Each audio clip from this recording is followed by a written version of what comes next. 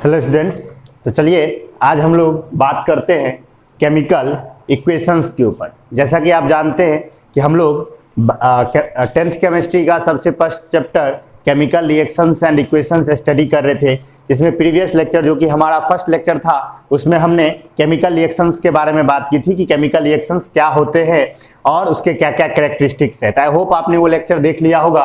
और आज हम लोग आगे बढ़ते हैं केमिकल इक्वेशंस पे।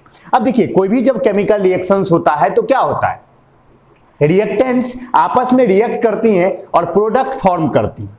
रिएक्टेंट्स क्या है, जो रिएक्शन में पार्टिसिपेट करता है वो रिएक्टेंट्स है, और जो रिएक्शन के बाद आपको रिजल्ट के रूप में नए सब्सटेंसेस मिलते हैं वो क्या है, प्रोडक्ट्स हैं।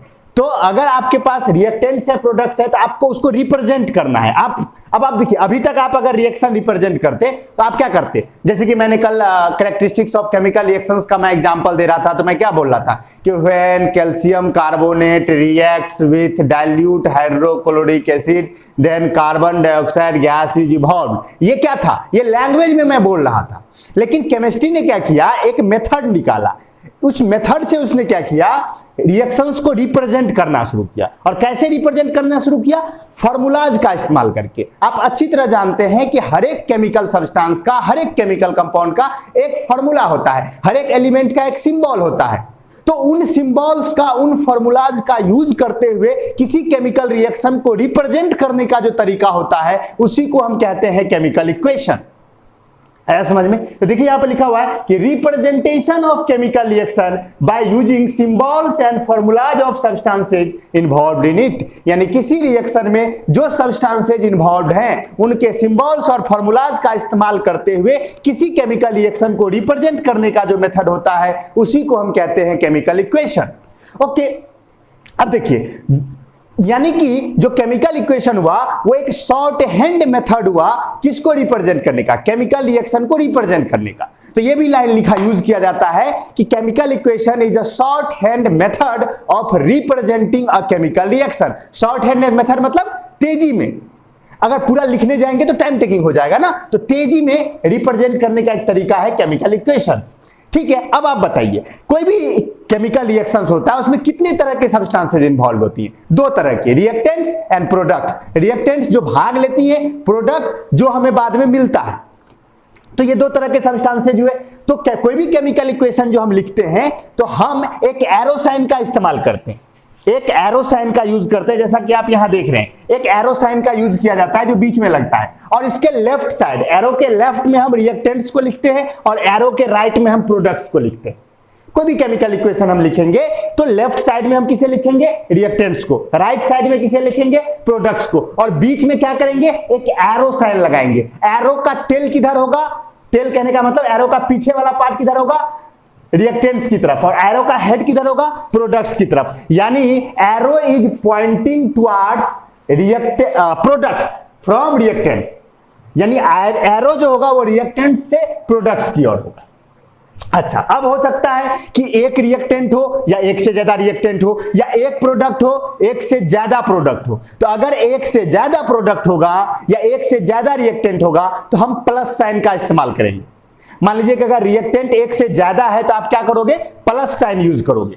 ठीक है ना, जैसे कि यहां पर मैं देखिए मैंने नीचे में रिएक्शंस लिखे हैं, उससे आपको फील आ जाएगा कि जैसे यहां पे देखिए मैंने लिखा है कि carbon dioxide plus water arrow glucose plus oxygen. क्या मतलब है इसका, कि कार्बन डाइऑक्साइड और वाटर जब रिएक्ट करेगा तो ग्लूकोज और ऑक्सीजन मिलेगा। तो ये दोनों क्या हुआ, प्रोडक्ट हुआ। ये दोनों क्या हुआ, रिएक्टेंट हुआ। रिएक्टेंट किस तरफ है, लेफ्ट साइड, प्रोडक्ट किस तरफ है, राइट साइड। बीच में क्या है, एरो, किधर से किधर, रिएक्टेंट से प्रोडक्ट की तरफ। आ गया समझ में? और देखिए दो रिएक्टेंट्स थे तो हमने क्या किया, पहले एक रिएक्टेंट लिखा, फिर प्लस साइन यूज किया, फिर सेकेंड रिएक्टेंट लिखा। अगर तीसरा भी रिएक्टेंट होता तो मैं फिर प्लस साइन लगा के फिर लिखता। समझ गए? तो अगर एक से ज्यादा रिएक्टेंट्स है तो हम प्लस साइन का यूज करते हुए लिखेंगे, और प्रोडक्ट भी अगर एक से ज्यादा है, यहां भी देखिए दो प्रोडक्ट है, ग्लूकोज और ऑक्सीजन, तो मैंने बीच में प्लस साइन यूज किया। आई होप आपको समझ में आया हो। चलिए आगे बढ़ते हैं। अब केमिकल इक्वेशन तो इस तरह से हम लिख देंगे। अब केमिकल इक्वेशंस हो जाते हैं, देखिए मैंने तीन तरह के केमिकल इक्वेशंस लिखे। तो केमिकल इक्वेशंस हो जाते हैं तीन टाइप के। सबसे पहला होता है वर्ड इक्वेशन, सेकेंड होता है स्केलेटल इक्वेशन, थर्ड होता है balanced chemical equation. Skeletal equation को हम अनबैलेंस्ड केमिकल इक्वेशन भी कहते हैं। वर्ड इक्वेशन क्या होता है? वर्ड इक्वेशन में हम फॉर्मूलाज इस्तेमाल नहीं करते हैं, हम नाम लिखते हैं डायरेक्ट। जैसे मैंने यहां लिखा है carbon dioxide plus water, arrow symbol, glucose plus oxygen. यहां मैं क्या कर रहा हूं, मैंने नेम लिखा है, मैंने फॉर्मूला नहीं लिखा, मैंने सिंबल नहीं लिखा, मैंने नेम लिखा। और जब मैं नेम लिखूंगा तो वो क्या कहलाएगा? वर्ड इक्वेशन कहलाएगा। क्या कहलाएगा? वर्ड इक्वेशन कहलाएगा। अच्छा, अगर मैं फॉर्मूला यूज करूं तो वो बन जाएगा स्केलेटल इक्वेशन। यहां पर देखिए मैंने सेम रिएक्शन का, कार्बन डाइऑक्साइड की जगह मैंने CO2 लिख दिया, वाटर की जगह मैंने H2O लिख दिया, ग्लूकोज की जगह मैंने C6H12O6 लिख दिया जो कि ग्लूकोज का फॉर्मूला है, ऑक्सीजन की जगह मैंने O2 लिख दिया। तो जब मैं फॉर्मूलाज का यूज कर रहा हूं तो स्केलेटल इक्वेशन है। और बैलेंस्ड इक्वेशन में भी देखिए यहां भी क्या है, यहां भी फॉर्मूलाज ही है। तब आप कहोगे सर ये दोनों तो एक ही जैसा हो गया। आंसर है एक जैसा नहीं है बाबू। क्यों एक जैसा नहीं है? यहां पर देखिए, अगर इस तरफ देखें, आप ये बात अच्छी तरह जानते हैं कि कोई भी जब रिएक्शन होता है तो ना तो कोई पुराना एटम नष्ट होता है, न ही कोई नया एटम क्रिएट होता है, न ही कोई एटम ट्रांसफॉर्म होता है। सारे पुराने ही एटम्स नया सब्सटेंस फॉर्म करते हैं, बस नए अरेंजमेंट के साथ। बस क्या होता है, बॉन्ड्स टूट जाती हैं, नई बॉन्ड्स बन जाती है और नया सब्सटेंस बन जाता है। यही तो है सिंपल सा प्रोसेस। तो कोई भी एटम न क्रिएट हुआ न डिस्ट्रॉय हुआ। तो इसका मतलब कि रिएक्टेंट के साइड में जितने एटम होने चाहिए उतने ही एटम किस साइड में होने चाहिए? प्रोडक्ट के साइड में होने चाहिए। यानी जिस एलिमेंट का जितना एटम रिएक्टेंट के साइड होगा उतना एटम किसके साइड होगा? प्रोडक्ट के साइड होगा। लेकिन अगर आप यहां पर एग्जांपल के लिए मैंने यहां जो लिखा है, अगर यहां पर आप देखो, सॉरी यहां स्पेस नहीं है, मैं नीचे लिखता हूं। यहां पर अगर आप देखो इस रिएक्शन में तो कार्बन कितना है? 1 है। ऑक्सीजन कितना है? 2 1 3, यानी रिएक्टेंट साइड ऑक्सीजन 3 है। और हाइड्रोजन कितना है? हाइड्रोजन अगर देखो तो 2 है। यहां 2 हाइड्रोजन दिख रहा है ना आपको। तो यानी कि रिएक्टेंट साइड 1 कार्बन एटम है, 3 ऑक्सीजन एटम है, 2 हाइड्रोजन एटम है। प्रोडक्ट साइड अगर आप देखो, 1 मिनट रुकिए, तो इसको मैं यहीं लिख देता हूं जिससे कि आप कंफ्यूज ना हो जाए। कार्बन कितना है बुआ? 1, ऑक्सीजन कितना है? 3 और हाइड्रोजन कितना है? 2। यहां देखिए, अगर यहां पर कार्बन देखो तो कितना है? 6। कार्बन के 6 मॉलिक्यूल, 6 एटम, 6 मॉलिक्यूल नहीं, एटम का नंबर दिख रहा है, मॉलिक्यूल नहीं, मॉलिक्यूल तो पूरा है। तो कार्बन के 6 एटम, हाइड्रोजन अगर आप देखो तो हाइड्रोजन के 12 एटम, H12 है ना। और ऑक्सीजन कितने हैं? ऑक्सीजन देखिए तो 6 यहां है, O6 और O2, 6 2 8, 6 2 8, यानी ऑक्सीजन 8। यानी कि इस तरफ कार्बन 1 है, ऑक्सीजन 3 है, हाइड्रोजन 2 है। इस तरफ कार्बन 6 है, हाइड्रोजन 12 है, ऑक्सीजन 8 है। क्या दोनों तरफ एटम्स का नंबर सेम है?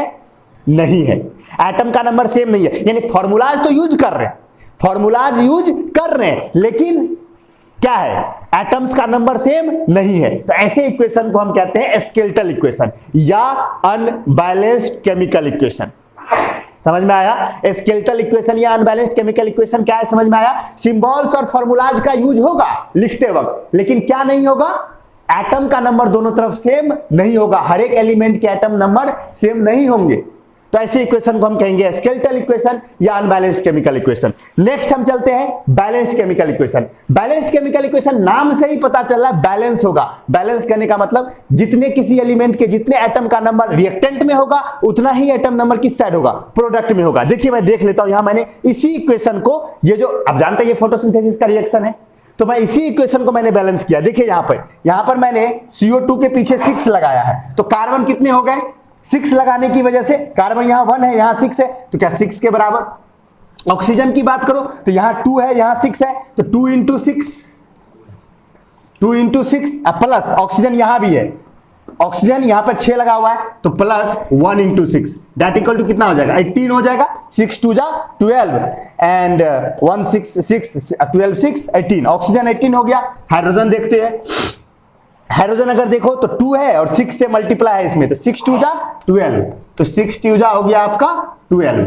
तो कार्बन 6 हो गए, ऑक्सीजन 18 हो गए, हाइड्रोजन 12 हो गया। चलिए रिएक्टेंट साइड हो गया, प्रोडक्ट साइड देखते हैं। तो प्रोडक्ट साइड देखिए, यहां पर कार्बन 6 दिख रहे हैं आपको, डायरेक्ट 6 है, हाइड्रोजन 12 है तो डायरेक्ट 12 है, और ऑक्सीजन देखिए आप, तो ऑक्सीजन यहां पर 6 है, पीछे कुछ मल्टीप्लाई है नहीं, तो 6 का 6 लिखा जाएगा, और प्लस यहां पर क्या है 2 है और 6 मल्टीप्लाई में 6 2 जा 12 प्लस 12 दैट इक्वल टू 18। तो देखिए इधर कार्बन कितना था 6, इधर कार्बन कितना है 6, इधर ऑक्सीजन कितना है 18, इधर ऑक्सीजन कितना है 18, इधर हाइड्रोजन कितना है 12, इधर भी हाइड्रोजन कितना है 12, यानी कि दोनों तरफ हर एक एलिमेंट का एटम नंबर क्या है, सेम है। अगर ऐसा हो तो रिएक्शन क्या, इक्वेशन क्या कहलाएगा, balanced chemical equation. I hope आपको समझ में आया वो सारी चीजें।